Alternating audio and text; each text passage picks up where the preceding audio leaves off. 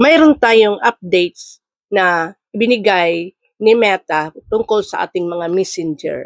Ito rin ay nalaman ko sa panonood ng isang tutorial na galing sa creator na pina-follow ko tungkol sa mga tutorials. Kung gusto niyong malaman, sundan mo lang hanggang sa dulo ang video na to.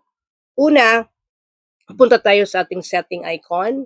Pagkatapos, pindutin ang tatlong linya sa baba. Setting, pindutin, scroll up hanggang makarating ka sa privacy and safety, pindutin yan. At makikita mo doon, mayroong protect your account. Pindutin ang start at nandoon lahat ang inyong dapat i-update ninyo, yung password, yung lahat nandyan. Pagkatapos mong ma-update niyan, i-click ang done sa baba. Yun. Updated na ang inyong account at protektado na. Yun lamang po, magandang araw. Ang hindi pa naka-follow, please follow.